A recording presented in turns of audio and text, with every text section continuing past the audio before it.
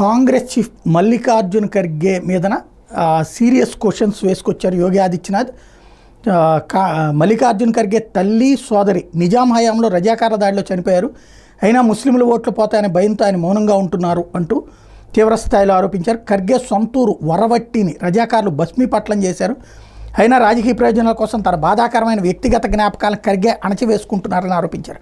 మహారాష్ట్రలోని అమరావతిలో మంగళవారం బీజేపీ ఎన్నికల ర్యాలీలో యోగి ప్రసంగించారు. తన కాషాయ వస్త్రధారణ తదితరాల మీద ఖర్గే విమర్శలకు ఆయన తిప్పికొట్టారు. గత అఘాయిత్యాలను ఓటు బ్యాంక్ రాజకీయాల కోసం కాంగ్రెస్ మరుగున పెడుతోందన్నారు.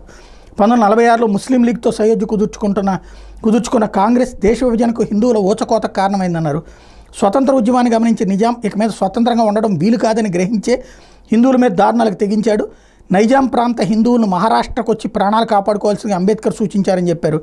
ప్రజల మధ్య విభేదాలు ప్రమాదకరమని యోగి అన్నారు. ఒక్కటిగా లేకుంటే మీ కుమార్తెలకు భద్రత ఉండదు, ఆలయాలపై దాడులు జరుగుతాయి అంటూ గుర్తు చేశారు.